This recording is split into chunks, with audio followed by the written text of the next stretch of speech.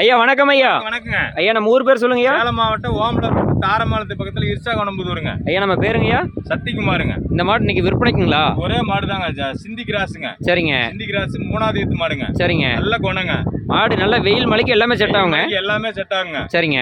எந்த ஒரு பிரச்சனையும் இல்லைங்க. மாடு வந்து ஒரு காம்பு மட்டும்தான் 2 காம்பு கொஞ்சம் மேல ஏறின மாதிரி தெரியும். மத்தபடி எதுவுமே பிரச்சனை இல்லைங்க இந்த மாட்டுல. அதாவது முன்காம்பு ரெண்டும் கொஞ்சம் மேல ஏறின மாதிரி இருக்கும், புறங்காம்பு ரெண்டும் கொஞ்சம் கீழே ஏறின மாதிரி இருக்கும். அவ்வளவுதான். எல்லா காம்புலயும் பால்லாம் சரியா வருங்க. சரிங்க. 2 வேலைக்கும் ஒரு இங்க வந்து 14 லிட்டர் சொன்னாங்க. சரிங்க. நம்ம 12 லிட்டர் சொல்லலாங்க. சரிங்க. அதிகமா தேவையில்ல பாருங்க. அதான் கொம்பு கும்பெல்லாம் பாருங்க, கிராஸ் டைப் தான். சரிங்க. எந்த மழை வெயிலுக்கு எல்லாத்துக்குமே தாங்கும். ஃபேட்டஸ் சினப்பு நல்லா இருக்குங்க. சினப்பு நல்லா வரும். நாட்டு மாட்டு பால் மாதிரிங்க. சரிங்க. வீட்டு செலவுக்கு வச்சுக்கலாம். ஒரு 12 லிட்டர் கன்ஃபார்மா வருங்க பால் இதுல. சரிங்க. 12 லிட்டருக்கு மேல வந்தாலும் குறைஞ்சு வராதுங்க. சுழி சுத்தமான மாடுங்க. சுழி சுத்தமான மாடு பாரு. சுழி பாருங்க, சென்டர்ல ஒரே சுழி. சரிங்க. நெத்தியில ஒரே சுழி கூட கிடையாது.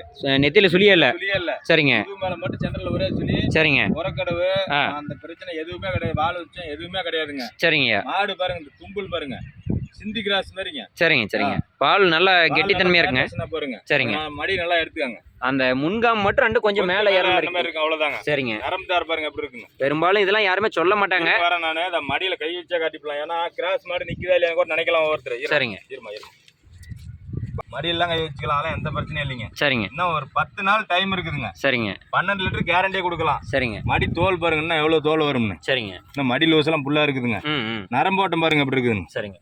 குணமெல்லாம் அருமையா இருக்கும். சரிங்க. யாரு வேணாலும் கறந்துக்கலாம். இந்த காம்பு மட்டும்தான். காம்பு மட்டும்தான் 2 காம்பு கொஞ்சம் மேல ஏறி இருக்கும், 2 காம்பு கொஞ்சம் கீழே இறங்கி இருக்கும். அவ்வளவுதான். அமைப்பு அப்படிதான். அவ்வளவுதான். சரிங்க. அதனால எந்த பிரச்சனையும் இல்லைங்க. பாருங்க மடி தோல் பாருங்க எவ்வளவு நைஸான தோலுங்க. ஐயா பால் 4 சரியா வருதுங்களா? 4 கரெக்டா வருங்க. இது இதுல என்ன பால் வருதோ அதே பால் தான் அதுலயும் வருங்க. சரிங்க. அதெல்லாம் எந்த பிரச்சனையும் இல்லைங்க. சரிங்க. இன்னும் பின்னாடி பாருங்க மடி தோல் லூஸ் பாருங்க எவ்வளவு இருக்குதுன்னு.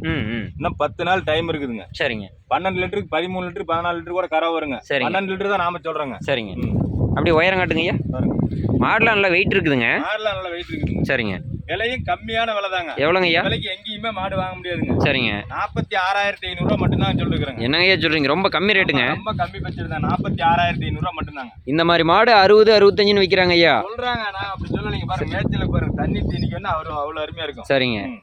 அப்படியே ஓட்டி காட்டுங்க ஐயா. பாருங்க.